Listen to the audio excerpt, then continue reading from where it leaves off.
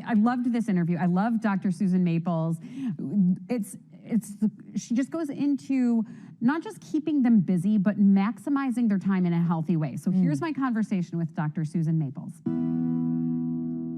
So we are headed into a time where kids are at home. They are probably all excited about the holidays, and this is a stressful time for a lot of parents.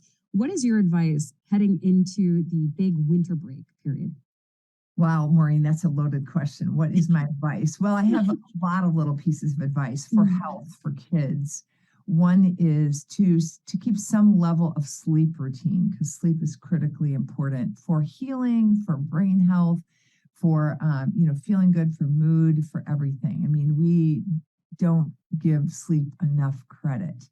In my day, it was like, we'll sleep when we die. Now it's like, we'll sleep when we die, and we'll surely die sooner if we don't sleep. That's part of what we know about sleep, right? Mm-hmm. So I think maintaining good bedtime routines and getting lots of activity during the day. Mm-hmm. Free time, white space, play, like those are so important for kids to just be able to have time,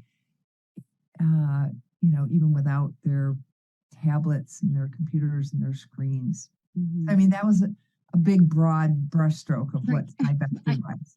I have a feeling we'll have a lot to discuss. And I want to start with the sleep too, because it's very difficult even for parents. I mean, it sort of feels like, well, it's not a school night. Let's stay up and watch movies. And then let's have some hot cocoa and stay up until 10 o'clock. But that can really throw kids off and set us off on the wrong foot during this vacation. Hot cocoa is sugar and caffeine, two stimulants that we don't need right before bed, for sure.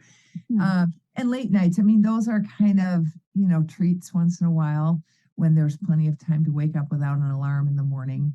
But, what happens when we get kids home for a couple weeks is their bed routines get kind of all over the map. Mm-hmm. Sleep's important. We know that it's not just about the amount of sleep. And right now we're talking about sleep hygiene, like a dark, quiet room with no screens, nice and cool, cool temperatures. Kids that keep their bedroom as a sleeping sanctuary, not a play space for tablets, right? Mm-hmm. Reading books, so dimming the lights, making sure that we're allowing the circadian rhythm to kind of take over, and the dimness, bringing on the drowsiness, all of that. But we also have a real problem with an epidemic in sleep quality. So sleep quality is something we don't address enough, and that is, if you're noticing your child with any audible breathing at all, any noisy breathing, snoring, or audible breathing, or popping their mouth open to breathe as a habit, either at nighttime or during the day, that's a sign of a sleep disorder breathing problem. When the mouth is open and they're breathing through their mouth, we start using the mouth to filter the air instead of the magic of the nose, which is so good at filtering and humidifying and warming the air. And the tonsils overgrow, and they cause more obstruction. With the tongue low, the face wants to collapse, the facial muscles want to collapse, the growth of the upper arch.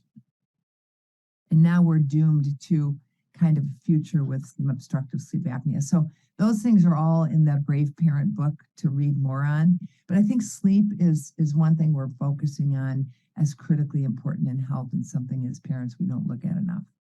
That's great information, especially now. I feel like when we are home for the break, and I'm going to have extra time to really notice they're sleeping, because usually we're in the hectic, school night routine, and I don't notice they're sleeping. So it's a great. Notice these things. Take a video of it, and you're going to look for an airway astute dentist or physician. Most pediatricians and family docs, I mean, this is not high on their radar with so many sick kids from so many problems. Mm-hmm.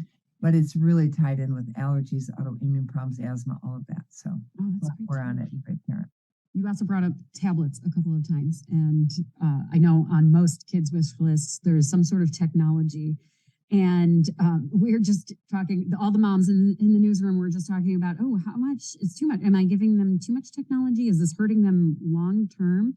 What's your stance in terms of the tablets, the technology time that kids are getting? You're a mom, Maureen, so I could ask you that sense. I mean, there's a sense you want them to be up on technology and not be falling behind, but there's another sense that you know that it sort of dulls them into this sort of drone place, right? Where they're just like mesmerized. Yeah. And when you look at them captivated by a screen, this is not the way their bodies should be. They should be moving. And, all of that movement creates good blood glucose levels, good, energy, good, it helps them sleep at night, helps them with thinking and cognition, all of that. So, I mean, I think it's really important when we look at the amount of time that we as adults spend in, and we're modeling this, right? They're basically really good mimics. So they're learning it from us as well, right? We created these things. My generation created them and handed it to these kids. And, it becomes a big part of their life. And we forget that they need to be playing outside and really taking in nature and feeling like they're part of nature. And I know I sound like an earth mom right now, but I have to say, being part of this outdoor kingdom means that we get to also enjoy thinking about how do we preserve our land, how do we respect our land, and so they should be exploring, trees and grass and rivers and sand and everything except animal feces, right? And Yeah. avoid the need to over sanitize their world, right? In hermetically sealed indoor homes and hand sanitizers and making sure they don't get dirty. This is not good for gut health, and we can talk that's on another tangent. But the idea of having just some time to be kids and play, and it's really important for their physiology that they move. So I guess at least exchange as much playtime as screen time, and I'm not talking about playing on tablets, just playing at some level, right? Daily movement. It's funny. My grandma always told me a kid, and I think she got this from her mom, a kid needs to eat a peck of dirt before they're an adult. At least. Right? Yeah. And COVID has really made us crazy about bugs, right? We have over sanitized our world, and we know it. Our gut, so our gut in an adult is 3.5 pounds of bugs. And it's the more diverse the families of bugs, the better. And we've actually depleted our microbiome diversity by 50% in the last 50 years, which has led to this huge increase in allergies. If you look at my generation didn't have a lot of allergies as kids. Yeah. Now it's like 1 in 20 kids has a major food allergy. So that came out of the whole idea of over sanitizing. I'm talking about washers and hot dryers. I'm talking about hot dishwashers.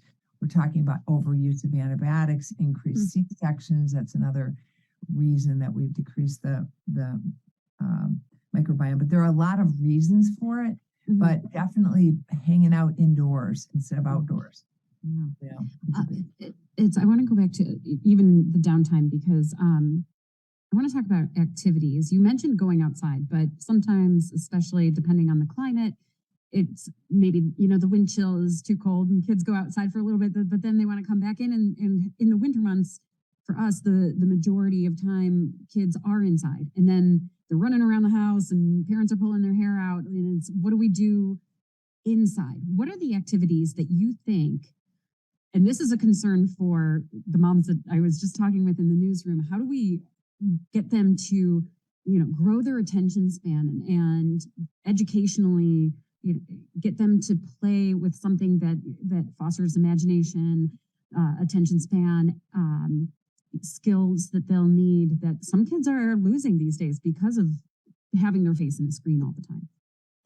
So, really good question. First of all, it takes me back to the beginning of this. I live in Michigan. I was out running with my best girlfriend and running partner this morning, and it's 18 degrees, and there's no such thing as too cold, just not enough clothes. Now, obviously, below zero wind chills and things like that are often days when you have to be a little bit careful because kids aren't as conscientious as maybe we are of keeping skin covered. But playing outside in cold weather isn't a bad thing. We were out, go outside, build a snowman, go outside and play. Indoor stuff, I often think about what kids can do. They need a place where they can literally run around and be crazy and play tag indoors where they don't have to worry about wrecking things. I think living room dance parties with the whole family. I mean, oftentimes kids do what their parents do. If the parents are daily exercisers, the kids will be. And when I say we are kind of proud of ourselves if we as adults exercise 3 times a week, we're talking daily. We're supposed to be using our bodies daily. That's how we maintain, again, blood sugar homeostasis, low, all of it. I could go on and on about the benefits of exercise, but allowing kids to play. I mean, kids are wired for movement, and we are too, really. We just have forgotten. So what we can do is talk about it with our kids, make a plan over the break. Let's do something active every day. Let's go for a hike. Let's go for a run. Let's go for a walk. Let's, go outside and play hopscotch. I'll teach you some games that we used to play as kids or whatever, right? The idea that you can play together, get your favorite dance music on and really rock it out and have some fun, play duck, duck, goose. I mean, some of the things that you remember those games, don't you? Oh yeah. Yeah. Play And those are tag. my best memories too. And I think we forget about that because Yeah. we're so busy. I have to clean the house and I have to do the dishes and I got to put this away here. Just do something over there while I do this over here. And at Christmas, I mean, we're busy as moms, like wrapping and shopping and baking and buying all these gifts. And really, kids just want time with us, especially working moms. It's a time where gifts don't make up for the lack of time we have. Time does. Time together, just to be together. And so, one of the things you might think about in gift buying is buying gifts that serve the family for an experience. Maybe it's a camping trip and you buy the family a couple of tents, or you buy a kayak and say, we're going to learn to canoe or to kayak this year, or take it to a river and buy a rack to put on your car, or something that is a collective gift that gets kids excited about a quality time together, an upcoming vacation, something that means that we're going to be able to carve out an experience instead of just more stuff, the latest, greatest stuff. And you mentioned planning the dance party during the day. Do we stick to a routine? Does it help kids to know, okay, today we're doing this, and then in the afternoon we're doing that? Do they need to know the structure? Is it good to keep the structure? Some kids are really, really much better served with structure, and you know who they are. If they're your child, when you get off the routine, it upsets their apple cart. They're really kids that want a routine. Others are more flexible and easygoing, and that's sort of just the way they're wired. But I will say that kids need limits. So if you say you're going to do something, you need to hold that. You need to not waver. They need to know they can count on you, even when they go, oh, nope, that was our agreement. We're doing, not like they're whining, therefore I don't feel like dealing with it right now, so we'll move the mark. You're guaranteeing a continual pushback. And when you've got little kids, that's training ground. Wait till they're teenagers. If they know you're a big pushover, trust me, you will not be getting an easy time there. Yeah. When kids start to go a little crazy, they've been home, maybe it's the end of the break and everybody's kind of losing it because there is the school structure. We get used to the school structure throughout the day. Do you have any advice for parents who are just kind of like, oh, I can't handle this anymore? What do we do? Or is there an approach that parents should be taking, or a moment that they should be taking to themselves to like reset the mindset? I'm so glad you asked that. I think self-care is really important. And if we're selfless as parents, we give up ourselves for our kids, they learn how to do that too. And then you don't want that for them, right? You can't pour from an empty vessel. You need to take care of yourself. You need to carve out your own good food, good eating plan, your own sleep, your own exercise, and your own meditative time, your time to just be down and be, whether for you it's prayer or meditation, reading a book, yoga, whatever it is, they need to see that this is time, and they can do it too. They learn from you. Everything that you're doing, they're going to mimic. They don't do what you say, they do what you do. And we know this, right? But we often feel like, gosh, it's the busiest time of our life and we have to do everything and be everything.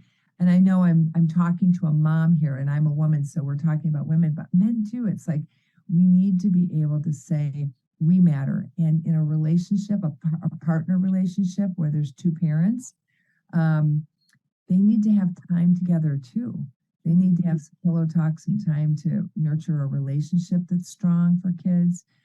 We often see parents lose that connection while they're raising kids because they feel like they're the one thing they can sacrifice is that relationship, and that's hard on the family as well.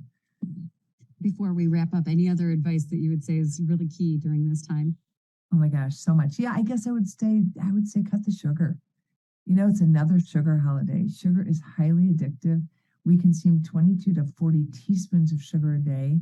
We now have 50% of our population insulin resistant and on their way to diabetes, and the diabetes rate is out of control. To just put it in perspective, in 2012, when my son graduated high school, he's now going to be 29 in January, we had 16 million diabetics. Now we have 37 million. So put that in your brain. I mean, by 2050, that's 1 in 10, by the way.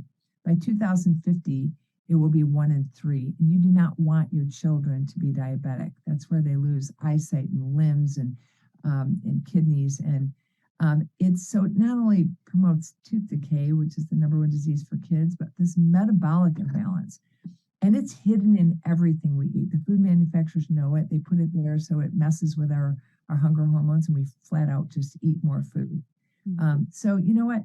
Really try to talk with kids about some food principles. It's a good time to get centered and not just eat junk the whole time. Increase fruits and vegetables. Really talk about fiber and micronutrients in vegetables with kids. If you decide to pick up the Brave Parent book, Brave Parent, Raising Healthy, Happy Kids Against All Odds, and it really is against all odds in today's world, it starts with a whole section on relationships to food and food itself. It has drink, it has microbiome, it has gut diversity, digest, it has breathing, sleep, exercise, all of that. So I think that will help. And it's a nice time to do it when you have some downtime. It's also on Audible, so good to listen. And Where else can we get it? Anywhere where you buy books, Brave Parent. And I'm happy to send you a signed copy, Maureen. Thank you for your time.